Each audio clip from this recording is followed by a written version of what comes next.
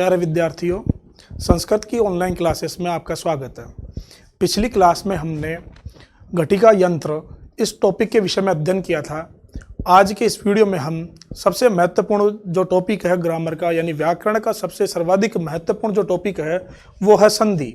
इस टॉपिक के विषय में हम आज अध्ययन करेंगे। ठीक है, काफ़ी अच्छा टॉपिक है और सर्वाधिक महत्वपूर्ण टॉपिक है, इसलिए ध्यान से पढ़ना और बहुत ही सरल है, पढ़ने के दृष्टिकोण से सरल है। ठीक है, बात आती है संधि। संधि किसे कहते हैं? ध्यान रखना, संधि सब जगह ही काम आती है, इसलिए संधि को बड़े ही ध्यान से पढ़ना है आपको। संधि किसे कहते हैं? तो जैसा कि आप सबको पता होगा कि दो या दो से अधिक वर्णों के मेल से उत्पन्न सार्थक विकार को संधि कहते हैं। फिर बात आती साहब, यानी दो या दो से अधिक वर्णों के मेल से उत्पन्न विकार को नहीं, सार्थक विकार को संधि कहते हैं। यानी सार्थक होना चाहिए, इसका कोई अर्थ निकलना चाहिए, उसे संधि कहते हैं। फिर बात आती है कि साहब संधि कितने प्रकार की होती है? तो संधि तीन प्रकार की होती है। पहली जिसे हम कहते हैं अच संधि। अच संधि को हम स्वर संधि भी कहते हैं। नंबर दो हल संधि। हल संधि को आप व्यंजन संधि भी कहते हैं। और नंबर तीन विसर्ग संधि।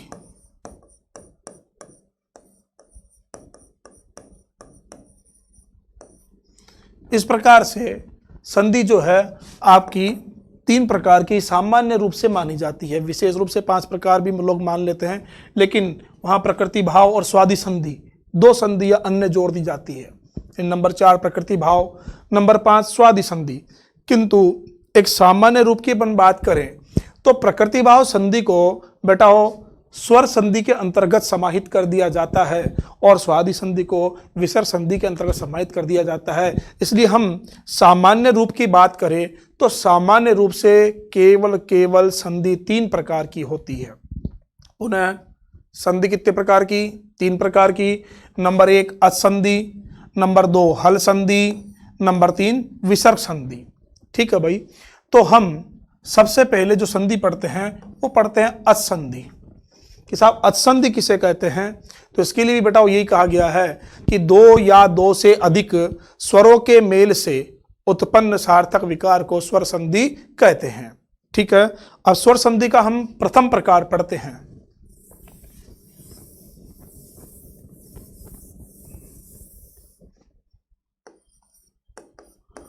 अच संधि।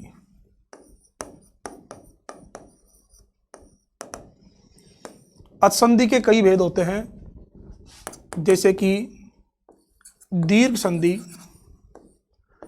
जैसे कि गुण संधि, जैसे कि वृद्धि आपकी होगी अयादि, फिर होगी आपका पूर्व रूप संधि, फिर होगी आपका पर रूप संधि, और आपका ये हो गया आपका प्रकृति भाव संधि। बेटा दीर्घ संधि, गुण संधि, वृद्धि संधि, अयादि संधि, पूर्व रूप, पर रूप, प्रकृति भाव और अंत में आपकी यण संधि। इस प्रकार से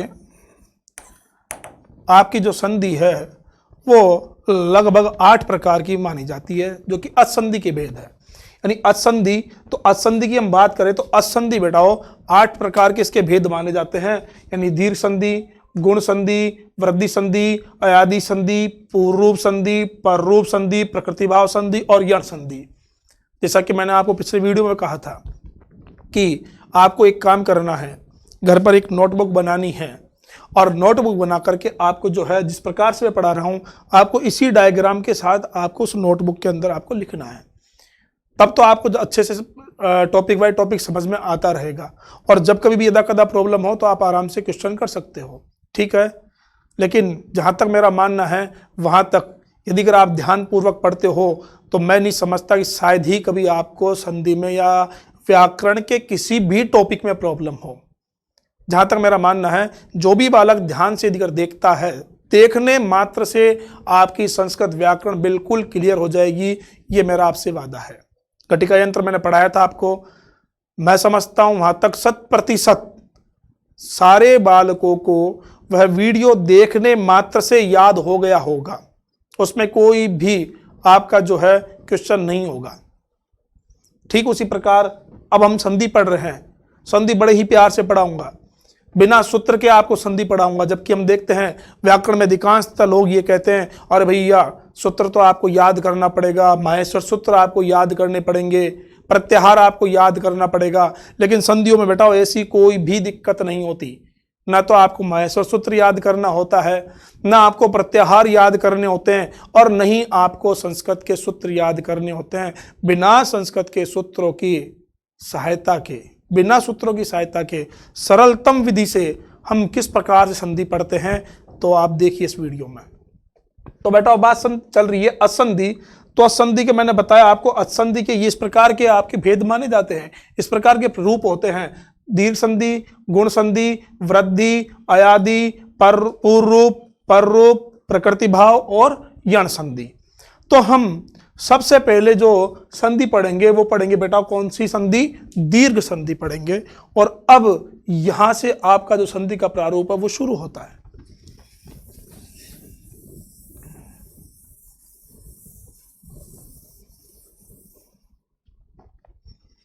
पहली संधि दीर्घ संधि। संधि में बेटा दो कार्य होते हैं। आपके परीक्षा में 3 प्रकार से प्रश्न पूछे जाते हैं। एक तो संधि कर देना अर्थात जोड़ देना, एक होता है आपका संधि विच्छेद कर देना अर्थात अलग अलग कर देना, और एक होता है संधि का नाम बताना।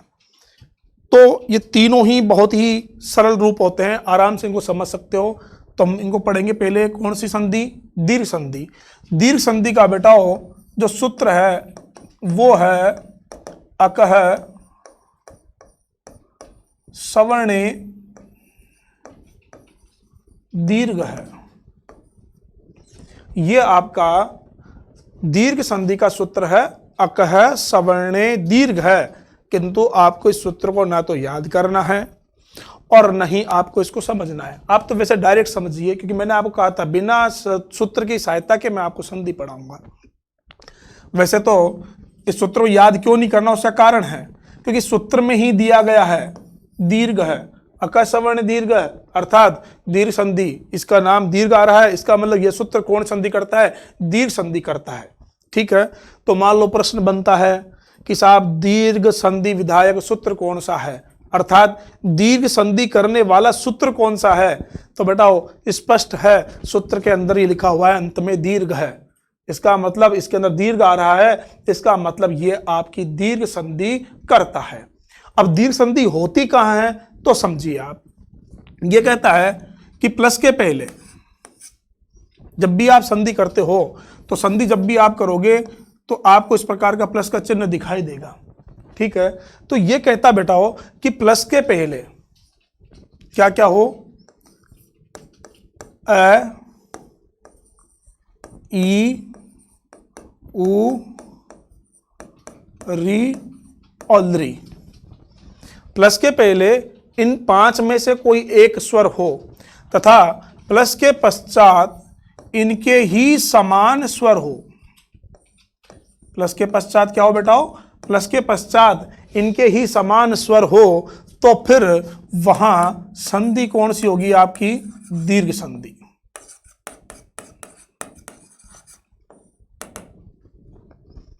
पुनः समझना कि प्लस के पहले यानी यहां पर प्लस के पहले अर्थात प्रथम पद के अंत में और प्लस के पश्चात, तो प्लस के पहले तो इन 5 में से कोई एक वर्ण हो,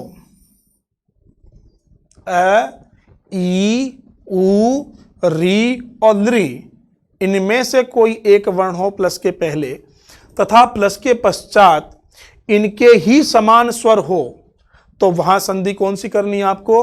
तो वहां संधि बेटा आपको दीर्घ संधि करनी है। ठीक है, अब इनके समान स्वर कैसे? तो इनके समान स्वर से मतलब ये है कि बेटा हो जैसे कि ए, तो पहली बात समझना, यदि अगर ए आ रहा है तो आपका आ भी आएगा। ठीक है, तो ये कहता है कि यानी प्लस के पहले ए अथवा आ और प्लस के पश्चात ए अथवा आ हो, तो फिर वहां पर बेटा हो संधि कौन सी होगी? दीर्घ संधि। और परिवर्तन क्या होगा? आ। संधि का नाम तो दीर्घ और परिवर्तन क्या होगा? आ। यानी प्लस के पहले ए अथवा आ में से कोई एक स्वर हो, प्लस के पश्चात भी ए अथवा आ में से कोई एक स्वर हो, तो इन सबके स्थान पर आपको परिवर्तन क्या कर देना है? आ। यानी प्लस के पहले का वर्ण भी हट जाएगा तो प्लस के पश्चात का स्वर भी हट जाएगा और दोनों के स्थान पर बेटा आपको आ कर देना है, तो वहां पर संधि कौन सी? दीर्घ, और परिवर्तन दोनों के स्थान पर आ। अब भी यदि अगर समझ में नहीं आया तो इसको हम और विस्तार से समझ सकते हैं। जैसे कि प्लस के पहले ए हो तथा प्लस के पश्चात भी ए हो, तो इन दोनों के स्थान पर बेटा क्या हो जाएगा? आ। संधि कौन सी? वही दीर्घ, क्या आप दीर्घ तो पढ़ रहे हो। इसको नंबर 2 पे इस प्रकार से लिख सकते हो, यदि प्लस के पहले आ हो प्लस के बाद भी आ हो, तो भी इन दोनों के स्थान पर क्या हो जाएगा बेटा? आ। ठीक है, इसको हम यूं कर सकते हैं कि साहब प्लस के पहले ए हो तथा प्लस के पश्चात आ हो, तो भी परिवर्तन क्या करना है आपको? आ। और नंबर 4 पर बेटा हो प्लस के पहले आ हो तथा प्लस के पश्चात ए हो, तब भी परिवर्तन क्या करना आपको? आ। बात समझ में आ रही है? पुनः समझिए, ये आपका दीर्घ संधि में पहला वाला नियम है कि प्लस के पहले ए अथवा आ, इन दोनों में से कोई एक वर्ण हो, प्लस के पश्चात भी ए अथवा आ, इन दोनों में से कोई एक वर्ण हो, तो संधि वहां पर दीर्घ संधि होती है तथा प्लस के इन दोनों के स्थान पर परिवर्तन बेटा आ होता है। इसको हमने और विस्तार से समझा, केवल देखने मात्र समझ में आ जाएगा कि प्लस के पहले भी ए हो प्लस के पश्चात भी ए हो, तो दोनों तरफ समान स्वर है ना, यानी समान स्वर होने पर तो इधर भी ए इधर भी ए, तो दोनों के स्थान पर परिवर्तन क्या हो जाएगा? आ। यानी ये भी हट जाएगा और आपका ये भी हट जाएगा और इन दोनों के स्थान पर आ हो जाएगा। ठीक उसी प्रकार प्लस के पहले आ हो प्लस के पश्चात भी आ हो, तो इन दोनों के स्थान पर बेटा आ हो जाएगा। ठीक है, ठीक उसी प्रकार प्लस के पहले भी ए हो और प्लस के पश्चात आ हो, क्योंकि ए और आ दोनों एक ही स्वर माने जाते हैं। ठीक है, तो प्लस के पहले ए हो प्लस के पश्चात आ हो, तो भी इन दोनों के स्थान पर आपको आ करना है। और ठीक उसी प्रकार प्लस के पहले आ हो और प्लस के पश्चात ए हो, तो भी आपको इन दोनों के स्थान पर बेटा हो आ कर देना है। ये आपका यह वाला नियम, पहला वाला नियम समाप्त होता है। इसको हम इन सब को जो हमने विस्तार से पढ़ा उसको हम एक ही लाइन में इस प्रकार से पढ़ सकते हैं कि प्लस के पहले ए अथवा आ में से कोई एक वर्ण हो, प्लस के पश्चात भी ए अथवा आ में से कोई एक वर्ण हो, तो पूर्व और पर दोनों के स्थान पर आ आदेश हो जाता है और वहां पर संधि कौन सी होगी बेटा? दीर्घ संधि होती है। जैसे कि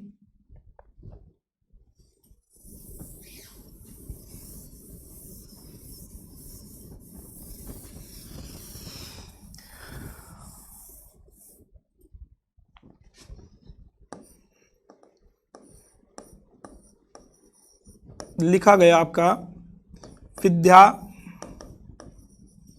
प्लस अर्थी, विद्या प्लस अर्थी। तो देखो बेटा यहां पर प्लस का चिन्ह है, कैसे जोड़ना वो समझा रहा हूं। प्लस का चिन्ह है तो प्लस से पहले आपको सिर्फ ठीक पहले वाला वर्ण देखना है और प्लस के ठीक पश्चात वाला वर्ण आपको देखना है। इन दो वर्ण के अलावा आपको कुछ भी नहीं देखना है और वर्ण से आपको कोई मतलब नहीं है। ठीक है, तो प्लस के पहले आप देखोगे विद्या, विद्या आप बोल करके भी देख सकते हो कि विद्या, अंत में क्या निकला आ, विद्या क्या निकला आ। तो प्लस के पहले क्या आपका आ, और इधर तो स्पष्ट रूप से आपको दिखाई दे रहा है क्या है, लिखा हुआ है ए।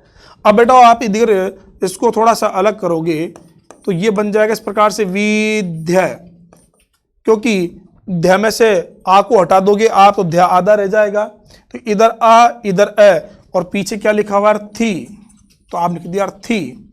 अब आपने पढ़ा था वो नियम, ठीक है, कौन सा नियम था बेटाओ, नियम ये पढ़ा था आपने कि प्लस के पहले ए और प्लस के पश्चात भी आ, प्लस के इन दोनों में से कोई एक वर्ण हो तो वहां परिवर्तन क्या होगा आपका आ।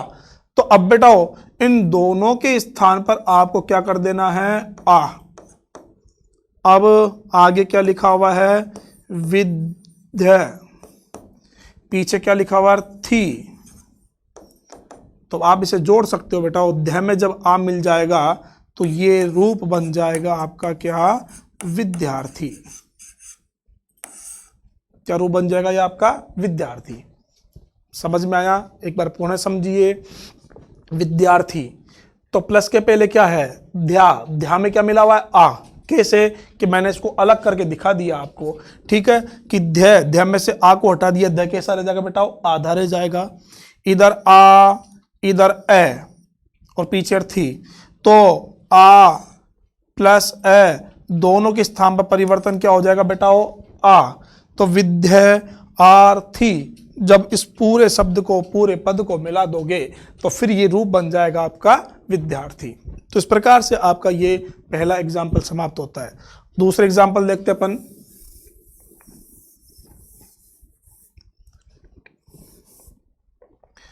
जैसा कि लिखा गया है,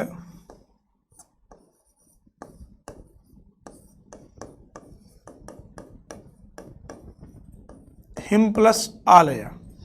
तो बेटा आप देखोगे कि यहां पर ए है, मैं, हिम, तो अंतिम पद क्या है, यहाँ अंतिम वर्ण क्या है, यहाँ पे मैं। तो मैं में क्या मिला हुआ बोल के देख सकते हो, मैं, अंत में ध्वनि निकली आपकी किसकी, ए की। तो इस मैं में से आपको बेटाओ ए को अलग करना है, और जब ए को आप अलग कर दोगे तो मैं कैसा रह जाएगा, हलंत। इधर क्या लिखा हुआ है आ ल यह। अब बेटा वही बात कि प्लस के पहले ए प्लस के पश्चात आ, तो ए प्लस आ को जब आप जोड़ दोगे तो बेटा ये क्या बन जाएगा आ। आगे क्या लिखा हुआ है हिम, और पीछे क्या बचा हुआ है लय। अब जोड़ दो आप, ही मैं में आ मिलाया तो माँ, फिर क्या लिखा हुआ है लय, तो बेटा ये बन जाएगा आपका क्या, हिमालय। इस प्रकार से आपका जो हिमालय शब्द है वो संपन्न होता है, निष्पन्न होता है। उन्हें समझना, हिम प्लस आलय, ठीक है। तो बेटा यहाँ पर मैं प्लस के पहले प्लस के बाद आपको दो ही वर्ण को देखना है। यहाँ पर प्लस के पहले बेटा मैं, और मैं में क्या मिला हुआ है ए, इधर क्या है आ, मैं में ए मिला हुआ है, इस ए को हमने स्वतंत्र रूप से लिख दिया, अलग से लिख दिया, तो मैं कैसा रह गया बेटा, ये हलंत रह गया, ठीक है। तो इधर ए इधर आ पीछे लय, इनसे हमको कोई मतलब नहीं होता है, हमको सिर्फ मतलब इन दो वर्णों से होते हैं, ए से और आ से, प्लस के पहले वाले से और प्लस के ठीक बाद वाले, इन दो ही वर्णों से हमको मतलब होता है। तो इधर ए इधर आ, ए प्लस आ को जब आप जोड़ोगे बेटाओ तो ये बनेगा क्या, आ, हिम आ लय। तो मैं में जब आ को जोड़ दोगे तो क्या बन जाएगा, हिमालय। तो इस प्रकार से आपका यह हिमालय जो रूप है, हिमालय जो शब्द है वो निष्पन्न होता है, ठीक है। अगला देखें।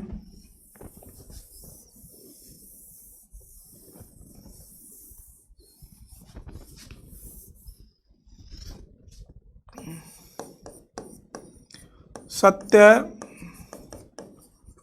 प्लस अर्थ। अब शायद मैं समझता हूं आप एग्जाम्पल को देखते ही, संधि विच्छेद को देखते ही शायद आप लोगों ने संधि कर ली होगी। सत्य प्लस अर्थ को जोड़ोगे तो बेटा क्या बन जाएगा, सीधे जोड़ सकते हो, क्या बनेगा, सत्यार्थ। कैसे, ठीक उसी प्रकार से सत्य, सत्य में क्या मिला हुआ है ए, पीछे क्या लिखा हुआ मेरे बेटा, अर्थ, अब ए प्लस ए को जब आप जोड़ोगे तो क्या बन जाएगा आ। आगे क्या लिखा हुआ है इससे हमको कोई मतलब ही नहीं है, बस लिख देना है। पीछे क्या लिखा हुआ है उससे भी हमको मतलब नहीं है, क्योंकि परिवर्तन तो सिर्फ इन दो शब्दों में, दो वर्णों में होगा। ए प्लस ए बराबर बेटा जोड़ोगे तो क्या बनेगा आ। तो सत्य आ थ, जब आप इसको जब संधि कर दोगे जोड़ोगे तो बेटा सत्य, या में आ जोड़ोगे तो या, पीछे क्या लिखा अर्थ, क्या बन गया सत्यार्थ। क्या बन जाएगा ये सत्यार्थ। ठीक है, तो इस प्रकार से हमारा जो दीर्घ संधि है, तो दीर्घ संधि का भी नियम नंबर 1 जो है, इसका जो भेद है, जो नियम नंबर 1 वह समाप्त होता है। एक बार मैं पुनः रिवाइज कर देता हूं कि हमने पढ़ा बेटा दीर्घ संधि। दीर्घ संधि में हमने पढ़ा कि साहब सूत्र कौन सा था, अक सवर्णे दीर्घ है, किंतु आपको इस सूत्र को याद करने की आवश्यकता नहीं है। क्यों नहीं है? क्योंकि सूत्र में ही लिखा हुआ है दीर्घ, यानी यह सूत्र आपकी दीर्घ संधि करता है, इसलिए आपको इस सूत्र को याद करने की बिल्कुल भी आवश्यकता नहीं है। फिर बात आती साहब दीर्घ संधि होती कहां है, तो बेटा बताया गया है कि प्लस के पहले अ ई उ री लृ और प्लस के पश्चात इनके ही समान स्वर हो, तो आपकी संधि कौन सी होगी, दीर्घ संधि होगी, यानी समान स्वर होने पर ही दीर्घ संधि होगी। ये आपको विशेष रूप से ध्यान रखना है। फिर हमने पढ़ा था इसका भेद नंबर 1, वह यह था कि प्लस के पहले अ अथवा आ में से कोई एक वर्ण हो तथा प्लस के पश्चात भी अ अथवा आ में से कोई एक वर्ण हो, तो उन सबके स्थान पर, यानी इन पूर्व और पर, इन दोनों के स्थान पर बेटाओ परिवर्तन क्या होगा, आ। दोनों हट जाएंगे और दोनों के स्थान पर आपको परिवर्तन कर देना है आ, जैसे कि मैंने आपको इसको खोल के समझाया था। फिर इसका नियम नंबर 2 ये कहता है कि ई अथवा बड़ी ई, उसके पश्चात ई अथवा बड़ी ई, तो इन दोनों के स्थान पर भी बेटा परिवर्तन क्या होगा, बड़ी ई। ठीक उसी प्रकार समझ सकते हो, कैसे, इसको आप विस्तार से यूं समझ सकते हो कि बेटा ई प्लस ई को जब आप जोड़ोगे तो इन दोनों के स्थान पर क्या होगा, बड़ी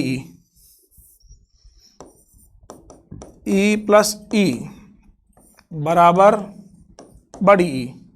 ठीक है, ठीक उसी प्रकार बड़ी ई प्लस छोटी ई बराबर भी आपकी क्या होगी, बड़ी ई। ठीक उसी प्रकार बड़ी ई प्लस बड़ी ई बराबर भी बेटा क्या बनेगा, बड़ी ई। ठीक उसी प्रकार ई प्लस बड़ी ई बराबर भी बेटा क्या बन जाएगा, बड़ी ई।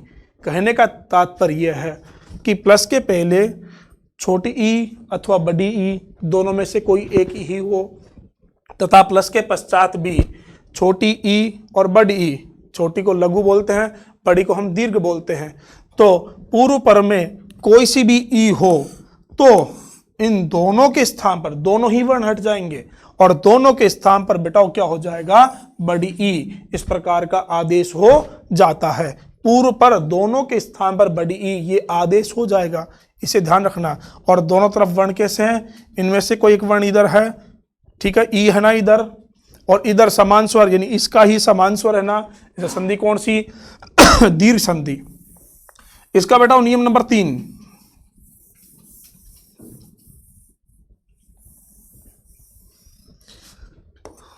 इसका नियम नंबर 3 है कि ऊ अथवा बड़ा ऊ, और इधर भी ऊ अथवा बड़ा ऊ, तो पूर्व पर दोनों के स्थान पर बेटा क्या हो जाएगा, बड़ा ऊ।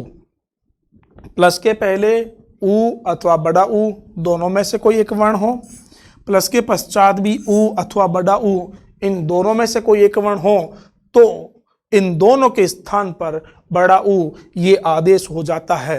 ठीक है, कैसे, तो मैं समझा चुका हूं, आपको और खोल के समझा देता हूं अच्छे से कि ऊ प्लस ऊ बराबर बेटा क्या बनेगा, बड़ा ऊ।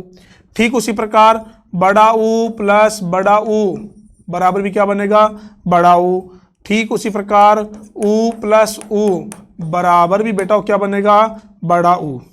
ठीक है, और ठीक उसी प्रकार बड़ा ऊ प्लस छोटा ऊ बराबर भी बेटा क्या बनेगा, बड़ा ऊ। यानी कहने का मतलब प्लस के पहले छोटा अथवा बड़ा दोनों में से कोई सा भी एक ऊ हो, यानी लघु अथवा दीर्घ दोनों में से कोई एक ऊ हो तथा प्लस के पश्चात भी लघु अथवा दीर्घ दोनों में से कोई भी ऊ हो तो पूर्व और पर यानी दोनों तो हट जाएंगे और दोनों के स्थान पर बड़ा ऊ ये आ जाएगा, ये आदेश हो जाता है।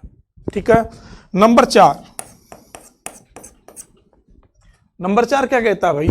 नंबर 4 री, तो री आ गया आपका, नंबर 2 पे ई आ गया आपका, नंबर 3 पे ऊ आ गया, अब नंबर 4 पर री। तो ये क्या कहता है भाई? ये भी कहता है, क्या कहता है कि री अथवा बड़ी री प्लस री अथवा बड़ी री बराबर बड़ी री। थोड़ा सा समझना है भाई कि छोटी री यानी ह्रस्व री और दीर्घ री इसमें अंतर क्या है।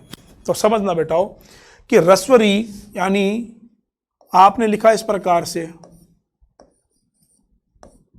तो नीचे एक बार जब आप घुमा रहे हो तो ये तो कहलाएगा आपका ह्रस्व री यानी छोटी री, और जब 2 बार हो जाए नीचे, ठीक है, यानी इस प्रकार से 1 और 2, जब 2 बार इस प्रकार की आकृति बन जाती है तो यह कहलाती आपकी बड़ी री।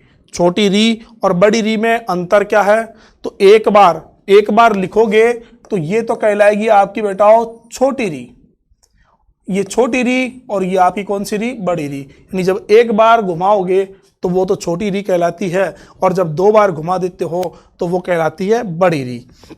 तो समझना रहे भाई कि प्लस के पहले छोटी री प्लस बड़ी री इन दो में से कोई एक वर्ण हो तथा प्लस के पश्चात भी छोटी री तथा बड़ी री इन दोनों में से कोई एक वर्ण हो तो पूर्व और पर इन दोनों के स्थान पर बड़ी री यह आदेश हो जाता है।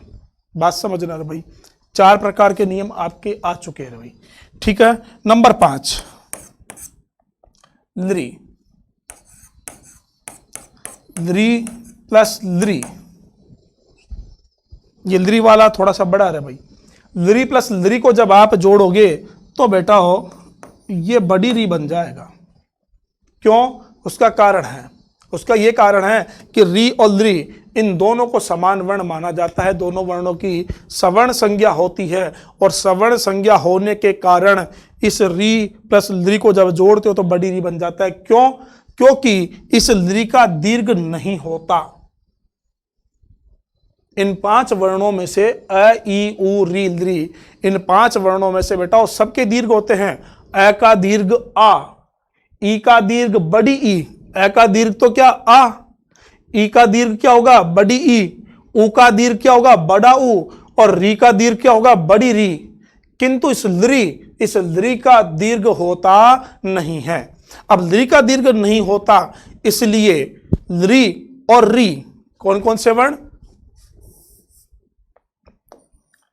लृ और री, सॉरी,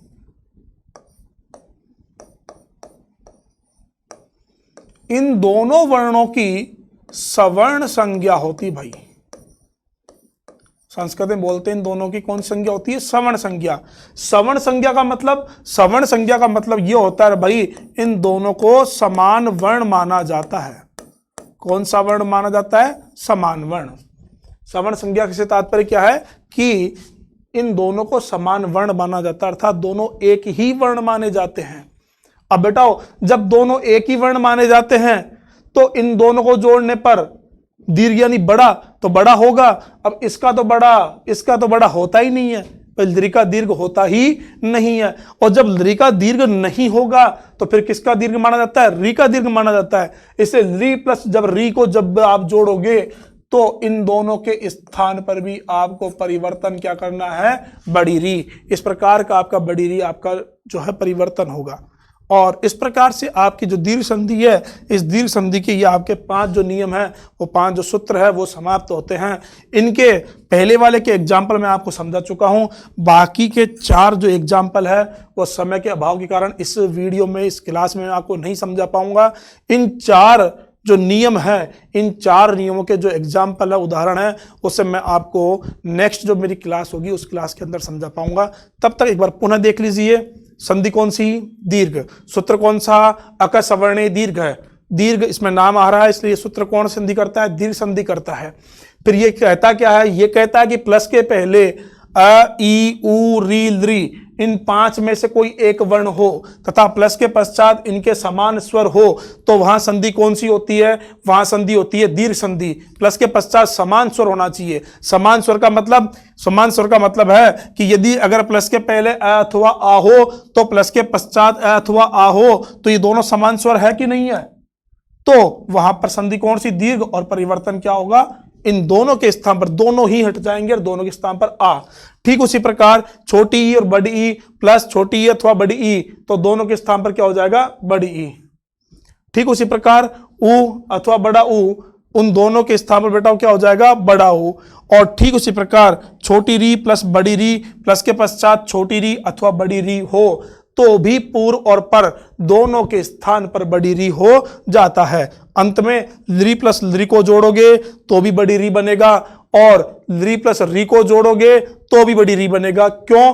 क्योंकि री का दीर्घ होता है जबकि लृ, इस लृ का दीर्घ होता ही नहीं है। किंतु लृ और री दोनों सवर्ण संज्ञा होती है। इन दोनों वर्णों की सवर्ण संज्ञा होती है, अर्थात दोनों वर्ण सवर्ण संज्ञा मतलब दोनों वर्ण समान वर्ण माने जाते हैं। अब समान वर्ण होने की वजह से इसका दीर्घ होता नहीं है, इसलिए इसका दीर्घ मान लिया जाता है। ठीक है बेटाओ, आज की क्लास आपकी यही समाप्त होती है।